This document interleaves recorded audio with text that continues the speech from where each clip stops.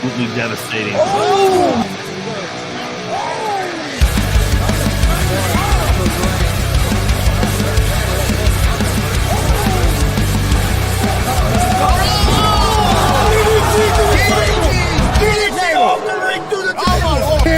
This is Joey Owens' show. They've been trying to get me on this broadcast forever, and this is the worst damn broadcast I've ever been on. So you all can kiss my ass while I win this match.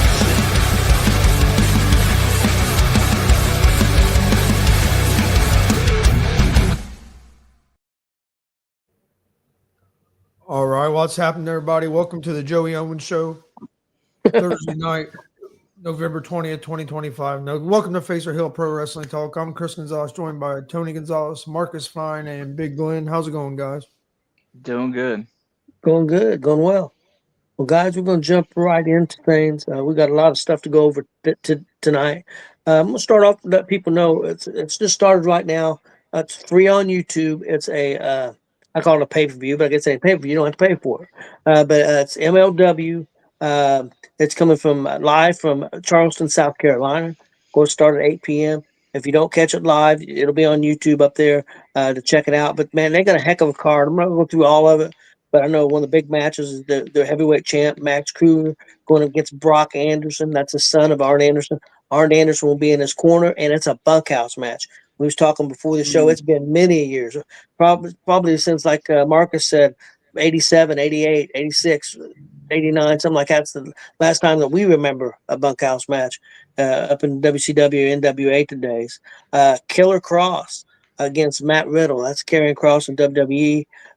That's a huge match anywhere for any company. You got the Skyscrapers, which consist of Dijak and the former Baron Corbin going against the Good Brothers, Gallows and Anderson. That's a huge match anywhere you would go. Shotzi Blackheart's on the card, Priscilla Kelly, Scarlett, Isla Dawn, and many, many more. So I think it's going to be a big show. They also announced today that they're moving their headquarters from MLW to Charleston, South Carolina. So big show you guys might want to check out. I want to give you news on that. Also this Saturday, AEW's got their pay-per-view Full Gear. I'm just going to tell you a couple matches that I'm interested. They've got probably 13 matches on the card overall, four on the pre-show, 9 during the regular show. That's live from Newark, New Jersey, this Saturday, 8 p.m. The two matches that stood out to me was Chris Statlander giving her putting her championship on the line against Mercedes Moné, and the other one is the heavyweight champion Hangman Adam Page putting his belt up against Samoa Joe in a steel cage. So them are the two matches that stood out to me. So is that Mercedes? That's Bianca. Sasha Banks. Yeah. Sasha You mean the one that's got 4,000 belts from all over the freaking country because they think she is wonderful.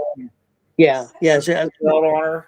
They're trying to say she's got 14, but the problem with that is she was the interim champion. The regular champion came back from injury, and so they wrestled last night, and she won it, but she was already the interim champion. So how do you win? You didn't get two belts, so she's still 13, but they're trying to say it's 14, but whatever. What? I would say, Tony, I guess I turned on MLW at the right time. I'll let Dawn's on right now, so. Okay, that's what they're starting with. Okay. Real quick, we're going to talk a little NXT. I know I seen the show, and Glenn seen the show. Glenn, what stood out to you? What did you like, and what didn't you like NXT this past week? I actually, I thought maybe I enjoyed it thoroughly. I think the only thing that stuck out to me that I know they're going to do it slowly is the Sol Rika and Zarya turn on each other. That's going to happen eventually. I thought maybe they was going to do a little bit more with that one than what they did. Besides, Soraka, putting the towel back over her chest, after the fact. But I know a lot of people upset about the finish of the main event between Jason Jane and Tina Paxley. But if you're upset, you must be blind because everybody and their brother, sister, and everybody's cousin saw that one coming. So if you remember that GIF of Kyle Busch doing the crying hand motion. That's pretty much how I think about that as far as people that are upset about it, So Yeah, because yeah, I enjoyed that turn on. I mean not that it was a turn, but the way they did it is so freaking good because NXT does turns the best, honestly. So seeing Izzy Dame turn on Tatum Baxley, then everybody be up in arms, and it's great to see. yeah. The calling doing that turn got tremendous heat, and it's just going to make just going to Tatum make better. it's going to make her a bigger face with the belt or without the belt. So I thought it was very well done. I love this Chelsea Green Ethan Page match taking on Thea Hale and Joe Henry. I really enjoyed that match. So it was well done. A lot of comedy in it, but pretty good wrestling. Blake Monroe, Sol Ruka, I thought it was a great match. They did kind of old school with Zarya, who's her best friend, throwing in the towel because she had an injured leg, and man, she had some torque on that leg, Marcus. I mean, she had that thing. She almost had her leg up by Oh, her I head. know. I mean, it was Oh, I crazy. know, man. But I really enjoyed the show. It It was was very insane, epic. man. Then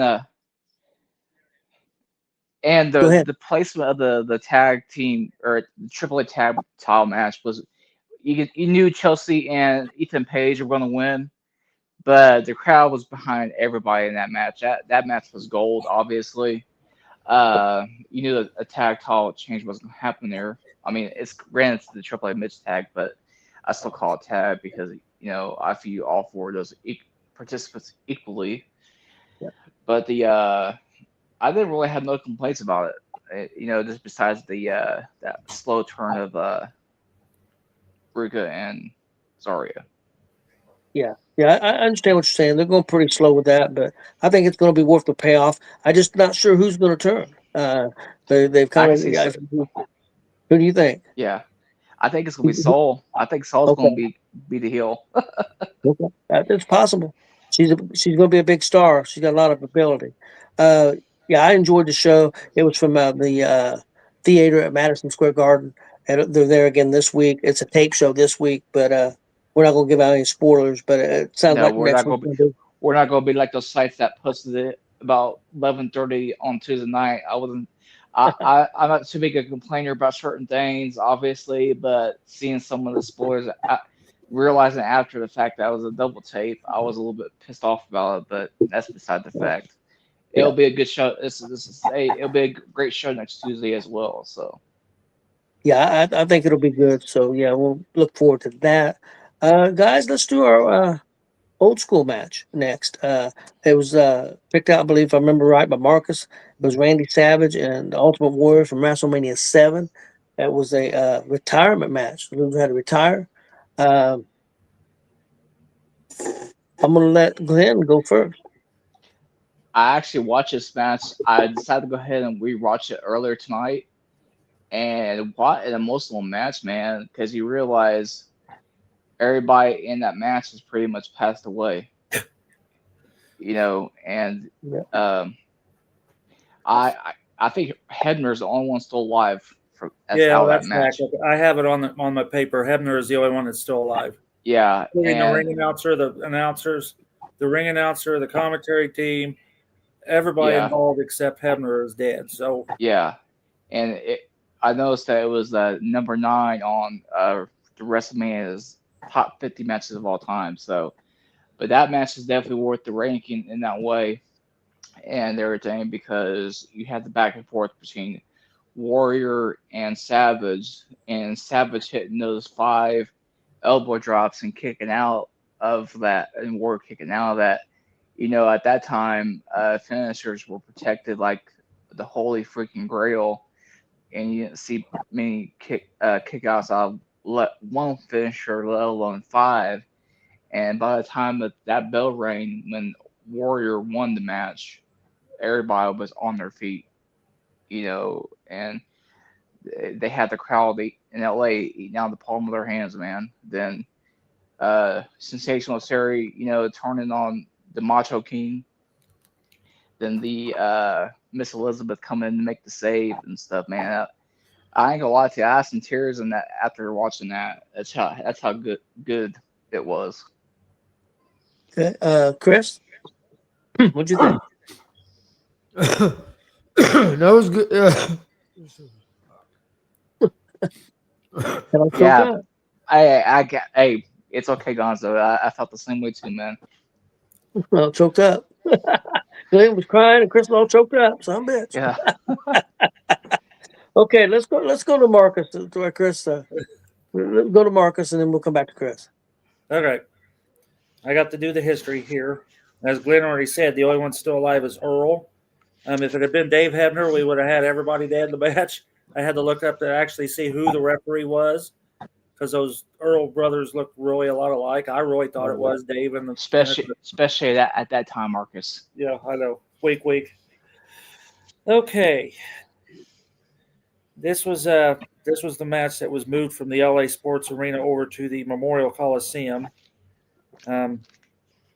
This was the second time that WrestleMania was at the Memorial Coliseum. Do you remember when the first one was? And we don't have too many to pick from it. When it's only WrestleMania 2, and that main event was Hogan versus Bundy. King Kong Bundy in the steel cage, Yeah. which was the third leg of the night. And the final match. Well, they claim it was because of Slaughter and Hogan, security reasons. They couldn't sell out the building. Yeah. So they had to put it over in the other building. Now, Bruce Pritchard doesn't say it was because of both. And it might have been. They may not have sold out the building because everyththing going on in the world at that time, and you had Slaughter doing what he was doing. That very well could have been a security issue. So but there is no freaking way in hell Bobby Heenan see Elizabeth sitting there where Elizabeth was sitting from the viewpoint of where Bobby Heenan was sitting. Well, that guy's got some eagle eyes and could see through a whole shitload of people because if you think commentary, and he's got to look through that ring all the way down to the entrance ramp and about 4 rows over, there is no freaking way in hell he would have seen Elizabeth. He would have had one of those ring posts or both of them in his line of view. So, again, like Glenn said, everybody's dead. Warrior didn't run. Everybody's grabbing hold of him. Now, funny thing is, this is the match before SummerSlam. And Warrior pulling his bullshit at SummerSlam of holding up the show and everything and the match made in heaven and all that. So this is the setup for all that. Okay, this was also the beginner of the Taker's winning streak. This was the first WrestleMania that the Taker was at. Can you tell me who he pinned? Snuka. Did you watch the whole show? No, I just know that I know a lot of this shit off the top of my head. This was the last time the Hart Foundations was tag teams as the actual Hart Foundation because then Brett went to singles matches. If you remember, then he beat Flair not too long after that and become a title holder. First WrestleMania that Jesse Ventura was not on commentary. Savage had missed several shows up to this because he had a broken thumb and they had surgery on it. So this was also all right, Glenn. If you think you know it all, and you probably do, what was the funny match in this one? Oh shit! The blooper match, I guess you could say. Was it one of the Nasty Boys? No, this is the shit. Jake the Snake and Rick Martel's blindfold match. Oh, blindfold match. And you had to. Jake stuck his finger up through the hole in the damn mask. Yeah. As soon as you said the participants, I knew exactly what you meant. All right, let's go to what do I got here. This is a match unusual for Warrior because he was very slow. Normally he was so freaking acting like a freaking idiot, but he had to go a distance. This wasn't no 5 to 10 minute match. He had to run 20 minutes, so he had to slow himself down. I got to thinking, Marcus, to add on to that, I think maybe Macho Man laid out the match and told him, like, hey, brother, you want to make sure that you don't be running, doing that running shit. Well, he probably did, but Warrior was one of those guys that he didn't care. He did whatever he wanted to. So, yeah. I mean, Andre told him, don't be running into me, and he kept doing it every show. So, yeah. I had to do the voice because, it's kind of sound like him would be doing based on some of the stories that we've heard over the years. And then if you want to do like a kind of flashback, funny, of today's wrestling, Savage actually went to the timekeeper's area to get a chair How many times will we see that just this week alone? Oh, yeah, that's true. We see about every show. Sherry was one tough woman. I'm telling you. She was laying those punches and those kicks. She was a mean. I wouldn't want to meet her in a back alley anywhere. No, she's That's how tough. I probably had John or the baker or somebody. Then I still don't know if I'd want to meet her in the backyard. But so if you notice, former women. I was gonna say former women's champion too. I mean, granted, the women's champion didn't mean shit at the time, but you know. Savage never really had an upper hand in this. If you ever noticed, Yeah, Warrior it's was weird. always on top here. And then of course the elbows, the slow count. Savage jumping off the top rope onto the guardrail. That was pretty impressive back then. Yep. It's not today, but it is now. It was back then. I think that's about all I have. Sherry had to bruise her feet. She didn't have her shoes on, but No. she's laying those kicks in. There's no way she didn't bust a toe or two on that. Most definitely, because especially when she was kicking Macho Man from the side, man. You know, at that angle, man. Whew. And there's no way in real life, if that was the case, that Elizabeth would have had even one iota of a chance against No. Sherry by just grabbing her and throwing her out of the ring. Sherry would have whooped her ass Oh, yeah. in the middle of no Yeah. seconds. All, So, especially with how the way Sherry worked the guys in that way, you know, just being the manager, you know. and then it was funny because Bobby Heenan, those people at ringside crying their eyes out. That one lady's shoes was on too tight. The one lady had chili dogs with onions that just got done eating them. That's why they're all sitting there at ringside crying. Right. Yeah. And the one kid with the hat. Well, but that's what I had. I picked it apart, and it's one of my favorite WrestleMania matches. Yeah. I love it. So Yeah. Chris, your thoughts? All right. No, I really liked it. I do agree with Marcus. Warrior was definitely a lot slower than normal, but I think, in my opinion, this is probably one of his best matches because of that. This one of like he actually done some selling in this match. Like this to me is one of the Warrior's better matches that he had. It did remind me. I love his coats. The coats he used to always have. It came out with the painted. That coat he came out with was awesome. But yeah, no, it was a real good match. I did think it was a little long. It was a pretty long match, especially for back then. Like that's a pretty long match. And there was a few times I thought it was going to end. And then boom, it went on for a little bit longer. I do agree. Sherry was laying those kicks in. That was something that caught my eye as well.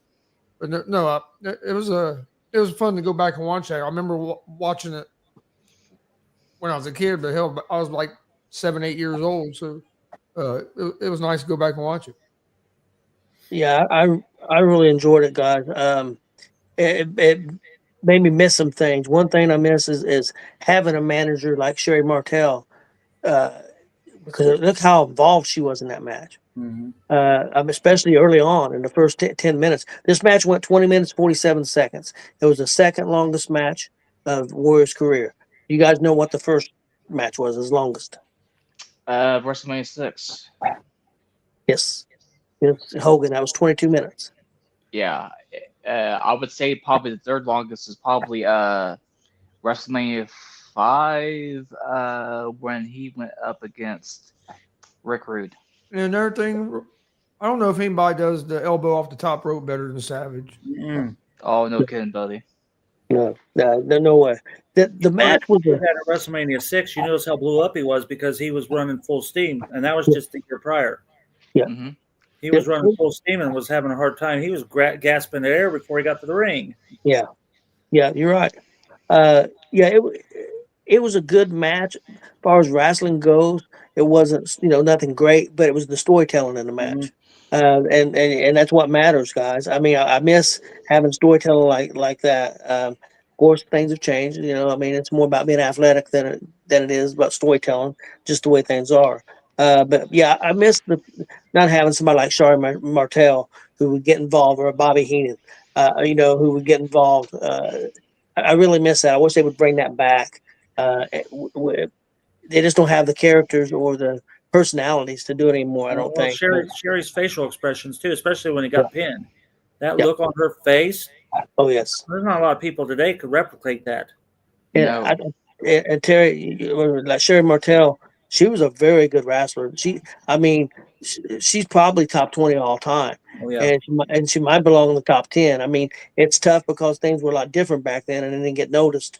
But Sherry was tough, and there's been a lot of people talk about her. I mean, I've heard Booker T, heard a lot of people talk about how good she was and how tough she was. So, yeah, it made me miss Sherry Martel a lot, and it was a great match. I really enjoyed it. Do I you even got? watched. Yeah.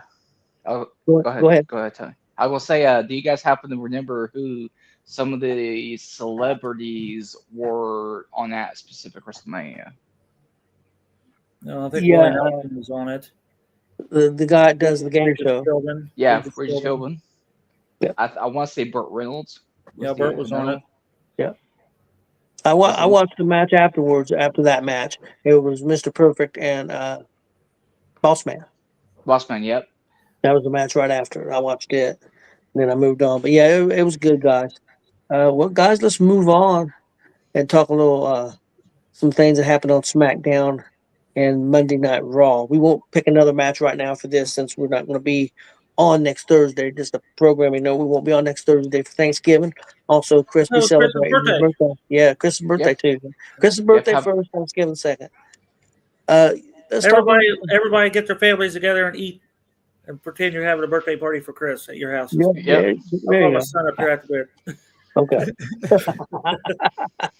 All right, guys, let's talk a little SmackDown first. A couple of things that happened.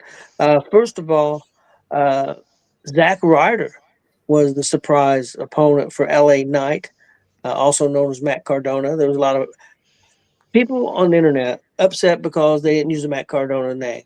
So to ease everybody's mind there a little bit, the WWE owns Zack Ryder name, and they signed Zack Ryder or Matt Cardona to a merchandise contract.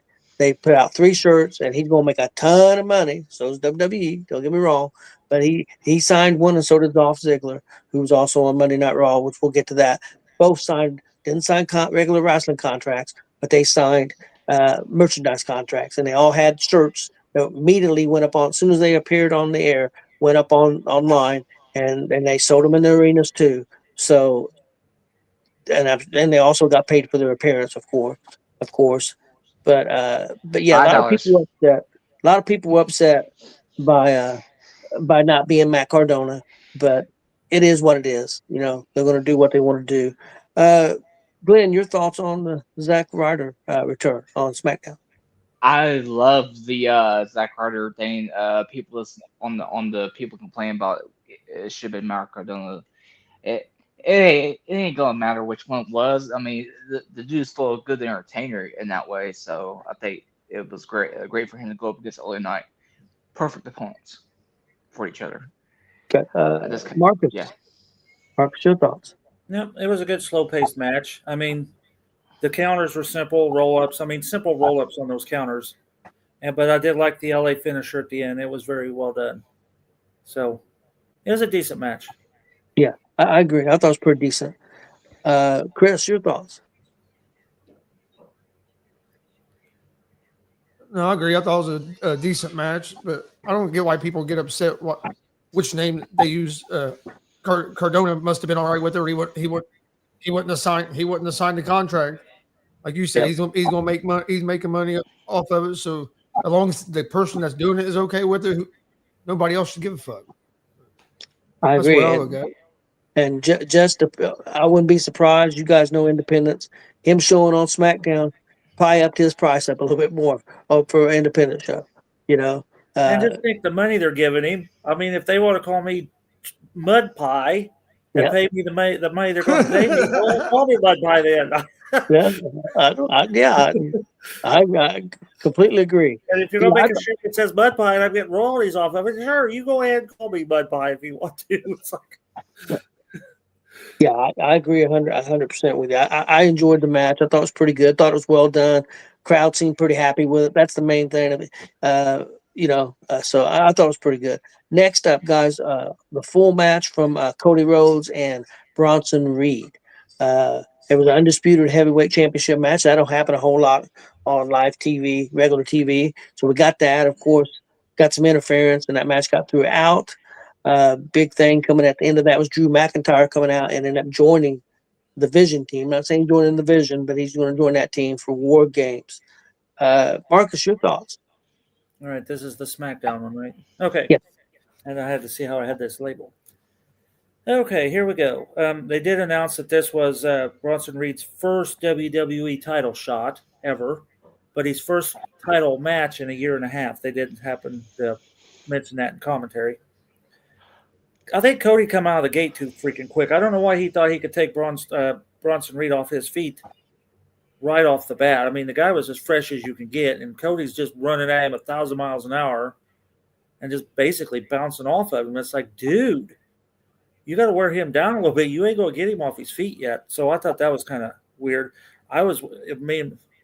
Think about it.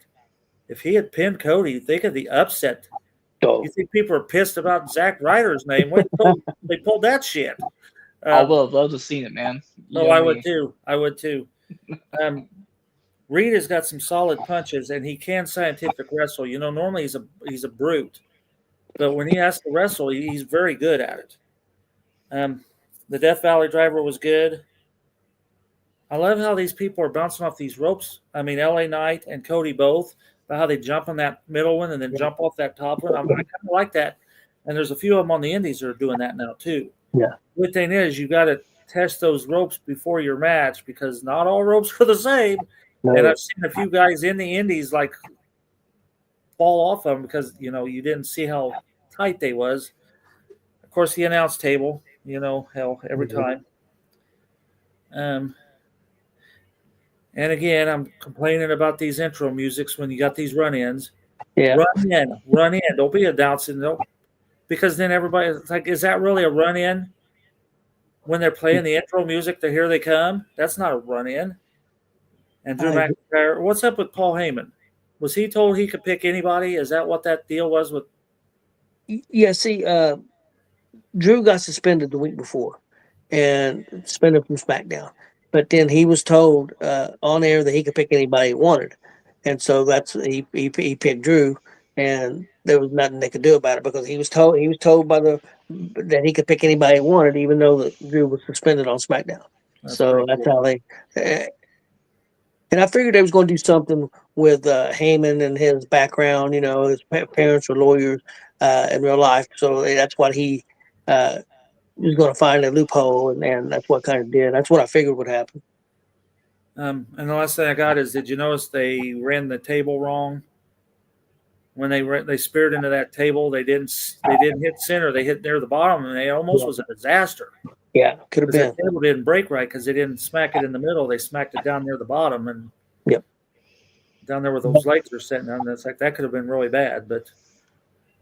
Yeah, that's true. Yeah, that's pretty good. I would have liked to see Bronson Reed pin him as an upset, but we knew that wasn't going to happen. So, oh man, you talk about people going crazy, and you know, people got to remember Bronson Reed is one of the only people that's pinned Roman Reigns. He did that here a couple of months ago. He's only one of the guys that's pinned Roman Reigns in the last 4 years. Mm-hmm. There's only a couple guys that have done it, so they must believe in Roman, and Bronson Reed. So, Chris, your thoughts on the match? Yeah, I thought it was a good match. I think Bronson Reed's underrated. Dude's a lot better than what excuse me. Than what I think people give him credit for.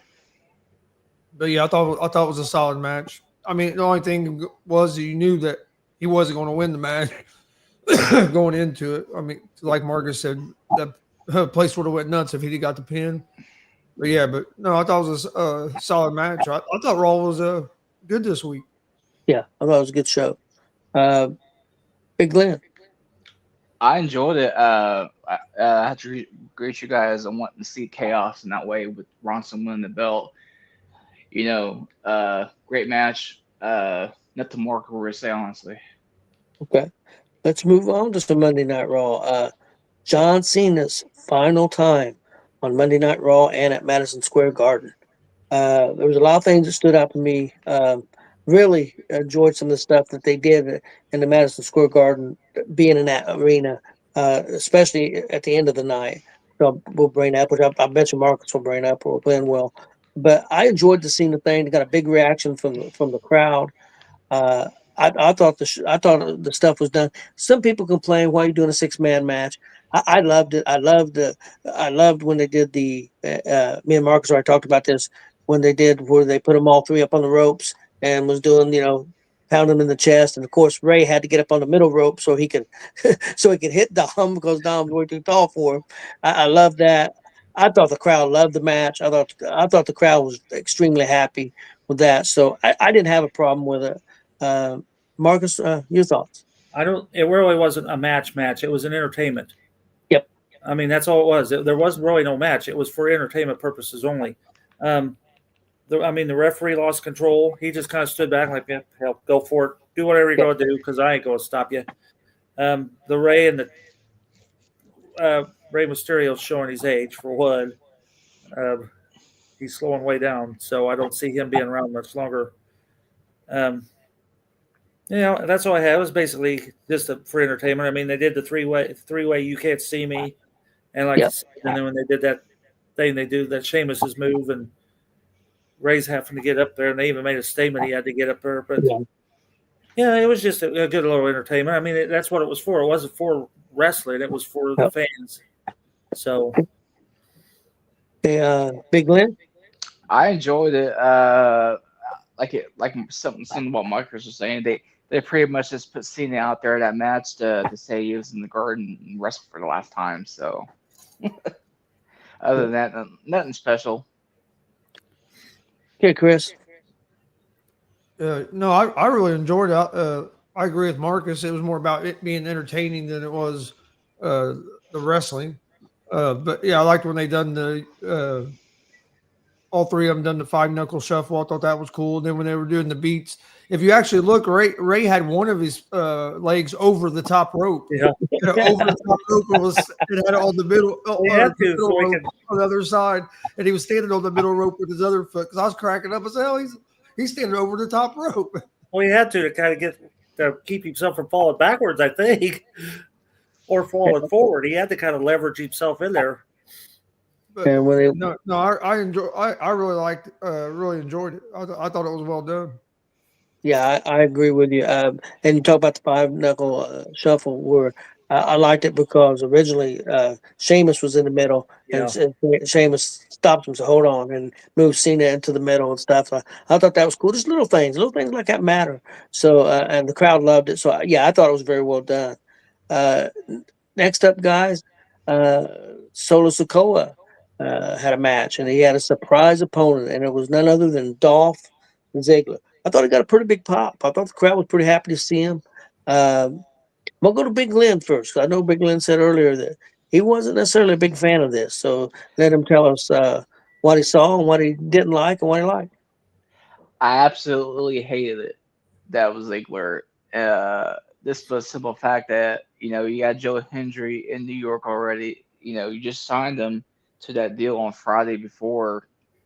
I think Joe Hendry should have got that spot, but that's beside the fact. Still a great match, and that's about it. I liked being Dolph Ziggler, and man, that dude can sell. That one thing when he got thrown into the freaking ropes, how do you do that and not get hurt? I mean, he didn't get thrown into the ropes. He just ran into that turnbuckle so damn hard. How your sternum is not bruised is beyond me, and how he was not hurt is beyond me. Dolph is one of the best sellers, top 10 sellers of all time, in my opinion. I thought it was a pretty good match too. I thought they both hit some stuff. I thought Solo, when he hit that spike, man, it really looked good at the end. It was outstanding. So I enjoyed it. I thought it was pretty good. Marcus? I love the pause. I mean, I knew it was Dolph Ziggler because it wasn't live. What's up, Billy Buzz? But I love the pause where they're just sitting there and we're sitting there and we're sitting there and we're sitting there. Then all of a sudden, Dolph Ziggler's music plays. That build up, I like that. Dolph had a good showing. It wasn't a squash match. It easily could have been. Yeah. But Dolph had a good a good showing. If you notice, Dolph had a hard time rolling Sokoa up because of the size difference. Sokoa's trying to lay on his back for that roll up, but it looked weird because of the size difference between the two. Yeah. But it ended like I figured. It was a decent match, and Dolph did a good job for what needed to be done. So Yeah. Chris? Yeah, I thought it was a good match. He definitely got a big pop when he came out. The crowd was happy to see him back in the WWE, even if it is just even if it's only going to be for one match. But no, I thought it was a solid match. I actually watched that match as on Raw live, but I had the sound on the football game at the time, but I was watching it without sound, and still I still enjoyed the match. So yeah, I thought it was a solid match. Yeah. Yeah, I did too. Next up, guys, also from Raw, Gunther took on Javon Evans, a 21-year-old youngster. Can you guys imagine, man? 21 years old and getting to wrestle Gunther at Madison Square Garden, man. I mean, that's not too many 21-year-olds get to debut, or not debut, but their debut match at Madison Square Garden at age 21. So usually people are a lot older than that. I thought Javon did a great job. Really enjoyed the match. I thought Gunther looked great. I definitely think Gunther, in my opinion, is going to win the tournament. One thing that's kind of tipped me off for me is I don't know if you guys noticed that, and I don't know if they showed it on if you guys watched the clips, but at the end of the match, after the match was over, and they raised his hand, he's doing the "you can't see me" shit, taunting Cena and stuff. So I think it's going to probably be him. Not saying I agree with that. I mean, it's not a bad choice. There was other choices I might like more, but I think it'll be a great match if it happens, if that is what they do. But I thought it was pretty good. Chris? Yeah, I thought it was a good match. My only little complaint I had is there was times where Evans wouldn't land his strikes in, and you could see there was a couple times where Gunther grabbed a hold of him and knocked the shit out of him, and I think was kind of telling him like, "Fuck, like hit me." Yeah. But you know, there was a couple times where I thought his there was times where his strikes looked great, but then there was some times where it looked like he was holding back and not laying them in. And when you wrestle against Gunther, you got to lay him in because if not, it's going to stand out because he's going to lay him in. But no, but other than that, I thought it was a good match. Big Glenn. I enjoyed it. I mean, to think of a 20-year-old making their debut at the Garden, with the WWE, that is super rare. Like that never happens. Even back to the Vince McMahon days, junior and senior, you wouldn't even see it. So, and to have the match that Javon Evans had, that just gonna be a star when he gets to the main roster, man. No surprise that Gunther won.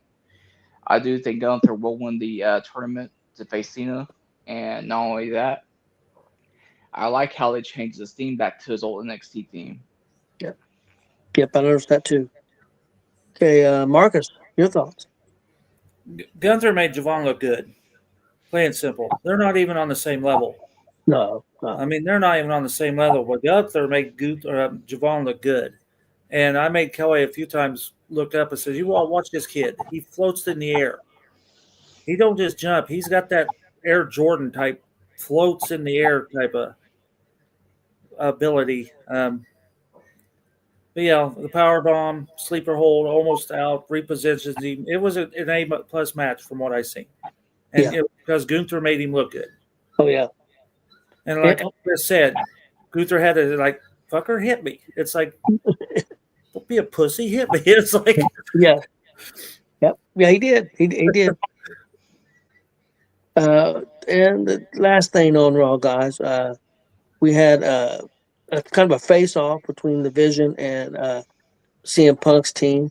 And of course, Brock Lesnar comes out, starts cleaning the house, and then Roman Reigns comes out, and all hell breaks loose. Crowd loved it. Roman Reigns still gets a big pop. Brock Lesnar still gets a big. People say, "Why are they bringing back Brock Lesnar?" Listen to the crowd when he comes out, guys. He did. They love him. I mean, and same thing with Roman. They're big stars. this is a really star-studded match that's going to happen with this War Games. I think it's going to be good. Marcus, your thoughts? What was the original match supposed to be? Was it a 6-man or? No, it was 4-on-4 until them two joined and made it 5-on-5. Okay. I think this has been planned out to be the match, except for I think originally instead of Logan Paul, it would have been Seth Rollins. Okay. So I think this was pretty much laid out, and that was the change that they made. Okay. Well, I had a few weird things I observed. I mean, Brock come out and then Roman come out. Then why did security freaking break them up? Was it so that Reed can sneak attack from the back? Probably. I mean, but then Roman never got hit. So every time they tried to get a hold of Roman, he always had the upper hand on that. You could tell this was probably the last match of the night because we started tearing everything up, like the ring barriers. So it was all right, I guess, for what little I seen of it. So How did you like to call that? they do have what War Game set now, right? Yes. So Yep. that was the point. Yep. So and they had to get Brock out of there, and they had to make it make sense. That's why they had security do it. Yeah. Because they had to focus on something else, but it would look stupid if they had to take Brock out a different way. So now I get why security did what they did. Okay. What did you think about having the supposed NYPD come out? Yeah, was any of them in what? Oh, that was another question. How many of those were local independent guys? I think every single one of them was. I don't think any of them was police officers. But that's kind of a callback because back in the day, they did use New York Oh, I police know. officers. So I think it was just and I thought I liked it. I liked it that old callback. I seen it immediately. I loved it. I guarantee you, the one that got smashed through the railing by Roman Yeah. wasn't no New York police officer. That dude got killed. He got plowed. And I don't know if you've seen where Cody hit one of the police officers with a kendo stick. So, yeah. Yeah, we didn't hear nothing about that. We would have because that'd been an arrest right off the bat on both parts. So, okay, Chris, your thoughts? I thought it was well done. My only complaint is I hate that they play the damn entrance music. I know those run-ins aren't supposed to be that way. To me, it's you get a bigger pop and a bigger surprise when they pop out there. You don't have the music and then they come out. That'd be my only complaint about it was having Lesnar and Reigns music just come out. Get that element of surprise. That's something I don't know, but that's something that's always bothered me a little bit. We've complained about it on here before. Oh yeah, and they all the companies do it, unfortunately. Big Glenn. I enjoyed this one thoroughly. It's a quintessential MSG moment. When you think about the biggest moments of WWE that's taking place inside the Garden, that the Brock coming out and Roman coming out, it's rare that you get two big returns like that in one night, let alone on a TV show. I mean, granted, it's Netflix, but it's still considered a TV show. It's not on like a premium live event or anything in that nature.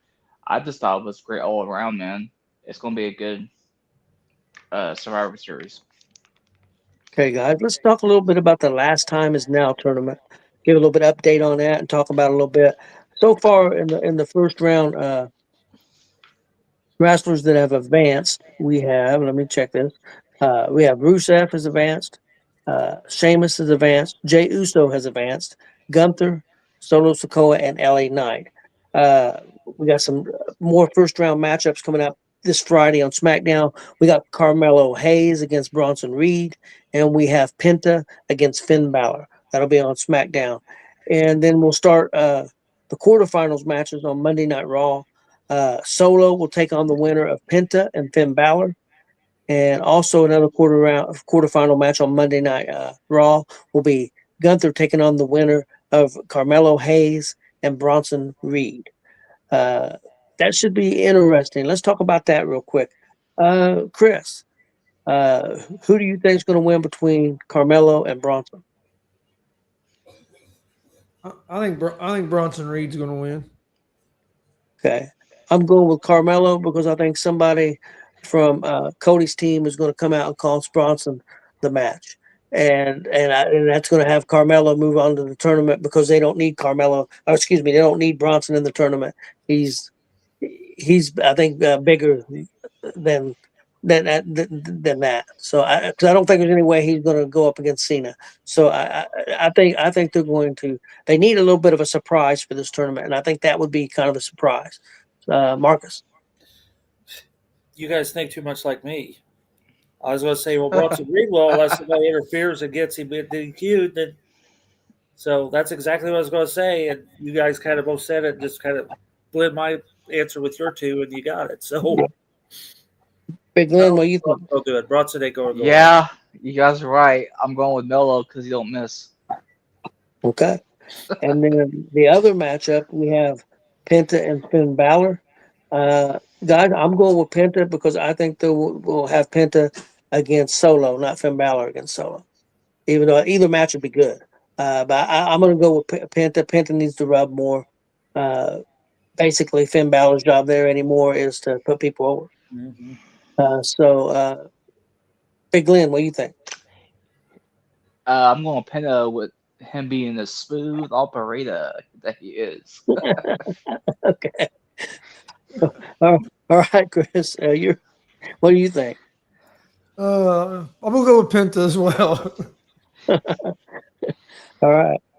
Okay, guys. Let's go to that Monday. If we go with what our picks were, Solo would be taking on Penta, and the other quarterfinal would be Gunther and Carmelo Hayes. If it happens like we all kind of think, what do you guys think? Who do you think's going to be the two guys that's going to come and make it into the final four there out of that match? You have Solo. We would say Solo, Penta, or Finn Balor. Who comes out of that? And Gunther, Carmelo Hayes, or Bronson Reed? Who's going to come out? I'm gonna say Gunther and Solo. That's my Gunther and that's Solo. my pick. That's my pick Yep. too. Gunther and Solo for me, obviously. Yeah. I don't know. I kind of want to go with Penta and Gunther. I'm going Gunther and Penta. I That's can see what I'm that. going. Okay, and then on SmackDown, the Friday, November 28th, the other quarterfinals matches are set. You have LA Knight against Jey Uso, and you got Rusev against Sheamus. I'm going with LA Knight and Sheamus. What do you think, Marcus? That's what I was going to say. LA Knight and Sheamus, and Sheamus will LA. take it. Yep, Okay. LA Knight and Sheamus wins. Yep. Okay. I agree. Chris?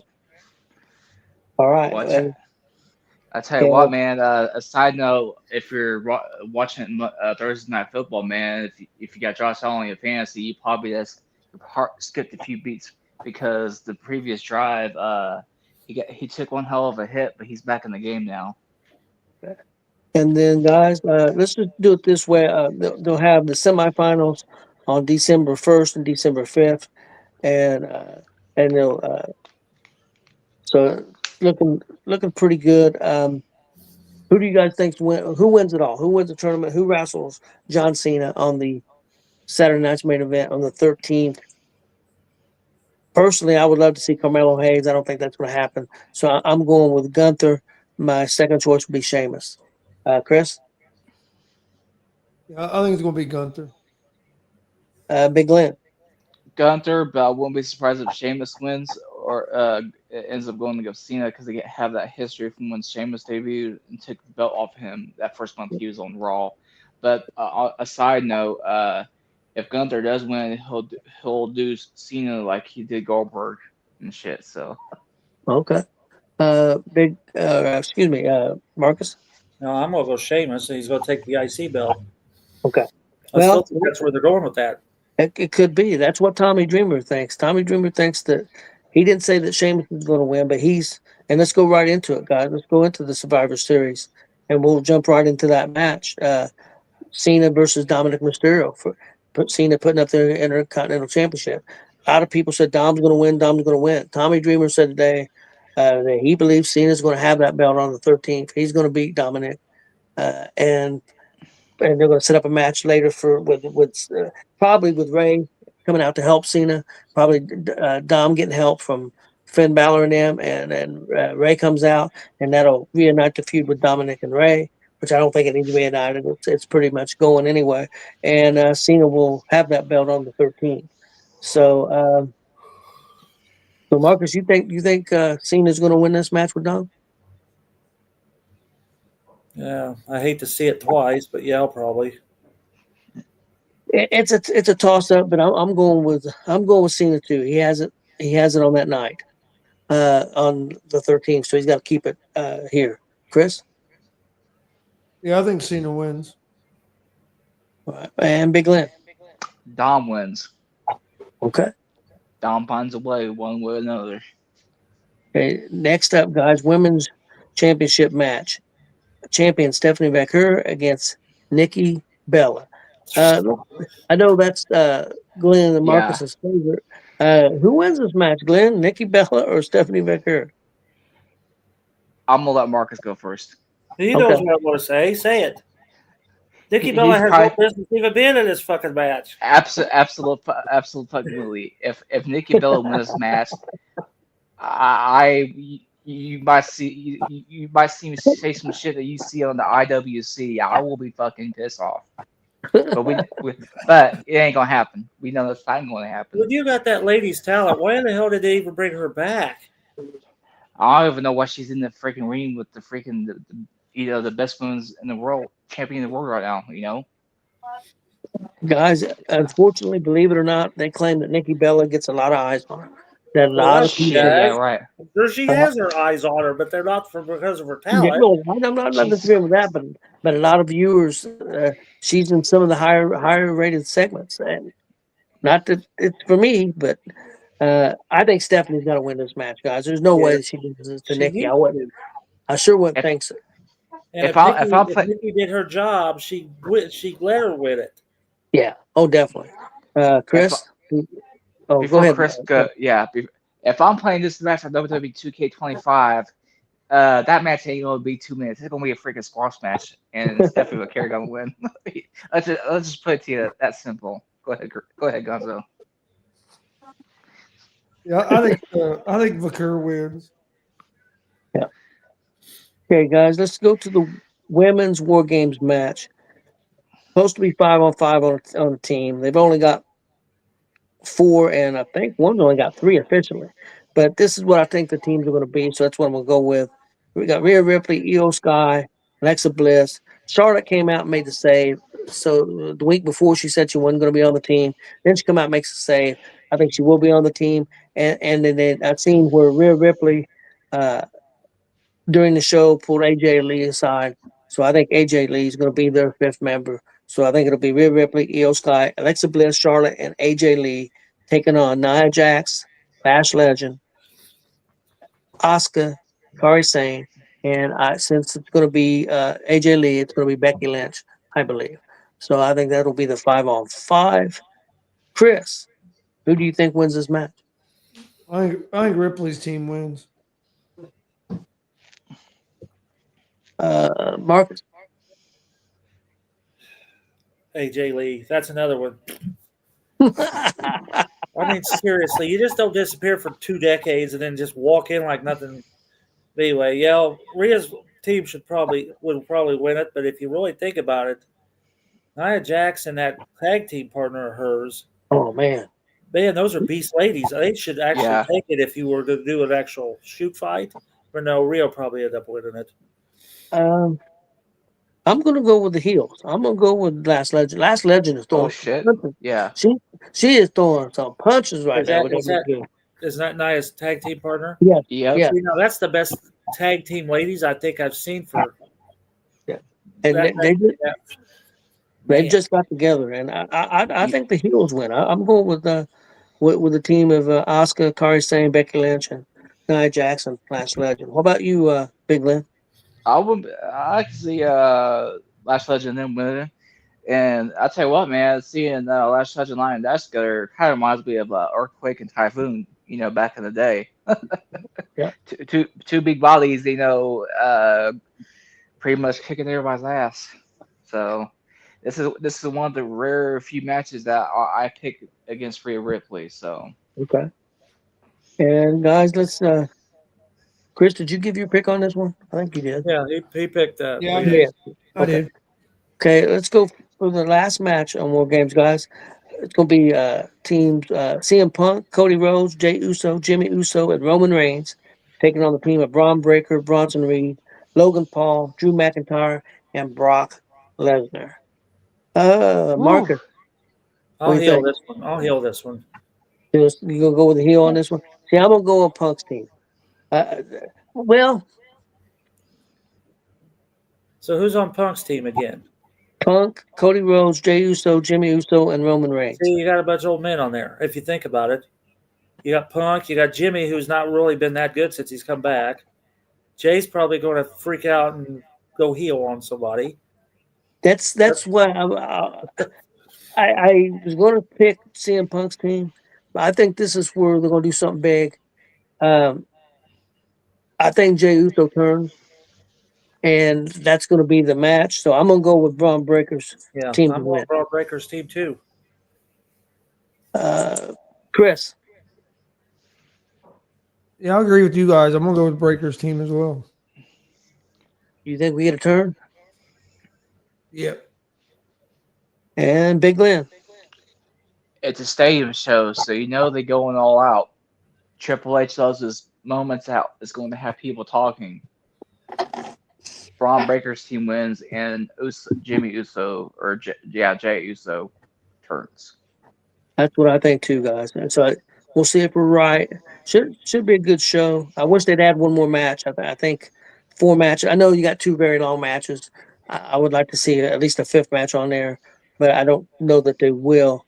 They could. You know what the funny thing is though about this last match, Tony, is the fact that we know who the last member of each team is going to be coming out when they bring out the last guy. It's going to be Roman and Brock. You're probably right. I would say you're probably right. Well, everybody out there, I hope you guys enjoyed the show. We won't be on next Thursday. We'll be back the following Thursday because we're going to be celebrating Chris's birthday and maybe some Thanksgiving too. So everybody have a good night, and we'll see everybody in a couple weeks. All right. Please hit that subscribe button on YouTube at Gonzo Sports Room. Like and follow Facebook, Twitch, X, Instagram on Gonzo Sports Room as well.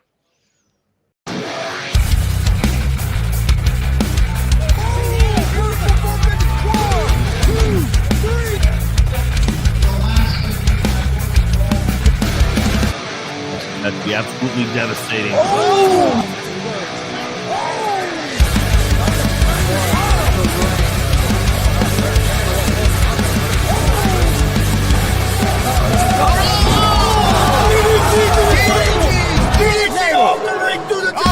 Here, this is Joey Owens' show. They've been trying to get me on this broadcast forever, and this is the worst damn broadcast I've ever been on. So you all can kiss my ass while I win this match.